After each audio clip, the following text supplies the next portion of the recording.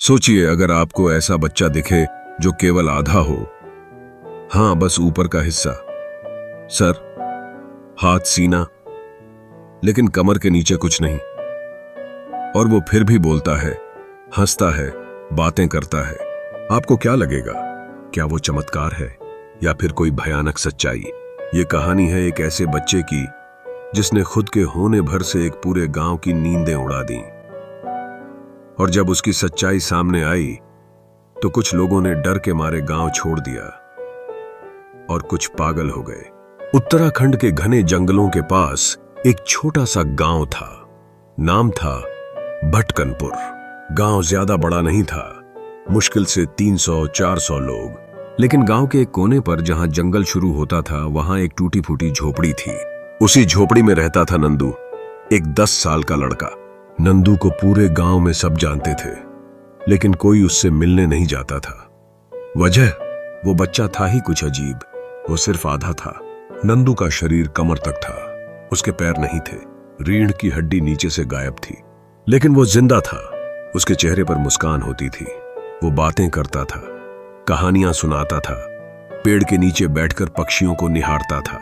गांव वालों ने कई बार कोशिश की कि उसे अस्पताल ले जाएं, लेकिन हर बार कुछ न कुछ अनहोनी हो जाती। एक बार जब प्रधान उसे लेकर जिला अस्पताल जा रहा था तो रास्ते में जीप पलट गई। ड्राइवर की मौत हो गई, लेकिन नंदू को एक खरोंच तक नहीं आई। इसके बाद गांव वालों ने फैसला कर लिया, नंदू को ऐसे ही छोड़ दो, जो है जैसा है डो। आदित्य 35 साल का एक स्मार्ट, पढ़ा लिखा और तर्कवादी, रैशनल सोच वाला युवक। वो दिल्ली के एक मेडिकल कॉलेज में प्रोफेसर था और छुट्टियों में उत्तराखंड घूमने आया था। एक दिन भटकनपुर गांव में रुकते हुए उसने नंदू की कहानी सुनी। पहले तो उसे यकीन नहीं हुआ, पर जब वो नंदू से मिलने झोपड़ी में गया तो उसके होश उड़ गए। वो बच्चा सचमुच आधा था, लेकिन चौंकाने वाली बात यह थी, नंदू बिल्कुल नॉर्मल बात कर रहा था। डॉक्टर अंकल, आप मुझे ठीक कर दोगे? नंदू की मासूम आवाज थी। आदित्य को उसकी आंखों में दर्द भी दिखा और रहस्य भी। उसने सोचा, हो सकता है ये कोई जेनेटिक डिसऑर्डर हो या फिर कोई दुर्लभ बीमारी। पर असली रहस्य तब शुरू हुआ जब उसने नंदू को छूने की कोशिश की। जैसे ही आदित्य ने नंदू के कंधे पर हाथ रखा, उसकी आंखों के सामने एक अजीब सा फ्लैश आया। जंगल, आग, चीखें और फिर एक गर्भवती औरत का चेहरा, और अचानक सब अंधेरा। आदित्य पीछे हट गया, उसके हाथ कांप रहे थे। आदित्य को पता चला कि नंदू की मां कई साल पहले मर चुकी थी। गांव वालों का कहना था कि उसने खुद को आग लगा ली थी, लेकिन उसकी झोपड़ी में एक पुरानी डायरी मिली जो पूरी तरह जली नहीं थी। डायरी में लिखा था, मैंने एक गलती की। मैंने एक मन्नत मांगी थी जंगल के उस मंदिर में, उस देवता से जो इंसानों का नहीं था। उसने कहा, मैं तुम्हें बच्चा दूंगा, लेकिन वो तुम्हारा नहीं होगा और पूरा भी नहीं होगा। मैंने तब सिर्फ मां बनने की चाह में हां कह दी। पर जब नंदू पैदा हुआ तो उसके पास आधा शरीर था, लेकिन उसमें आत्मा थी जो मेरी नहीं थी। अब मैं उसे संभाल नहीं सकती। मैं खुद को खत्म कर रही हूं। डॉ। आदित्य की आंखें फटी रह गईं। क्या वाकई नंदू इंसानी बच्चा नहीं था? डॉ। आदित्य ने गांव के बुजुर्ग से उस मंदिर के बारे में पूछा। वो कांपते हुए बोला, मत जाओ बेटा, वो कोई मंदिर नहीं, वो शाप है। वहां जो मांगता है उसे कीमत भी चुकानी पड़ती है। लेकिन आदित्य ने हार नहीं मानी। वो रात के 2 बजे जंगल में गया। वहां सूखे पेड़ों के बीचों बीच एक काले पत्थर का टूटा फूटा मंदिर था। वहां एक शिला पर कुछ उकेरा हुआ था। पूरा पाने की लालसा अधूरी आत्मा को बुलाती है।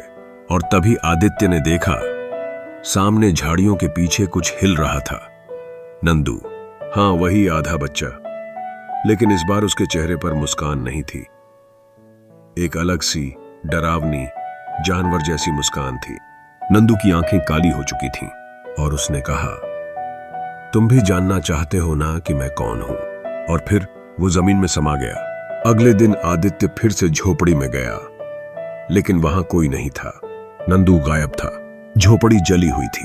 कुछ घंटे बाद गांव के कुएं में एक अधजली लाश मिली, लेकिन वो किसी 10 साल के बच्चे की नहीं थी। वो किसी 30 साल के आदमी की लाश थी, बिना पैरों के। डीएनए टेस्ट कराया गया और हैरानी की बात यह थी, वो नंदू ही था। लेकिन कैसे? 10 साल का बच्चा, 30 साल की लाश। सीबीआई को बुलाया गया, केस दर्ज हुआ। आदित्य ने सारी बातें बताई, लेकिन मेडिकल और पुलिस जांच में बताया गया कि नंदू कभी था ही नहीं। गांव में कोई रिकॉर्ड नहीं था उसका, स्कूल में नाम नहीं था, उसकी मां की कोई मृत्यु प्रमाण पत्र नहीं। डायरी जल चुकी थी, झोपड़ी राख बन चुकी थी। पर डॉक्टर आदित्य के पास एक चीज थी, अपने फोन में रिकॉर्ड किया गया वो वीडियो जिसमें नंदू बात कर रहा था। पर जब वो वीडियो चलाया गया, स्क्रीन पर बस एक ब्लैक स्क्रीन थी और एक आवाज, तुमने अधूरी आत्मा को जगा दिया है, अब हर गांव में एक नंदू होगा। इस घटना के 1 साल बाद देश के अलग अलग हिस्सों से खबरें आने लगीं। राजस्थान के एक मंदिर के पीछे एक बच्चा मिला, आधे शरीर का, लेकिन बोलता था। बिहार के एक अनाथालय में ऐसा ही बच्चा दिखा और फिर गायब हो गया। कश्मीर में एक पर्यटक के कैमरे में आधा शरीर वाला बच्चा रिकॉर्ड हुआ।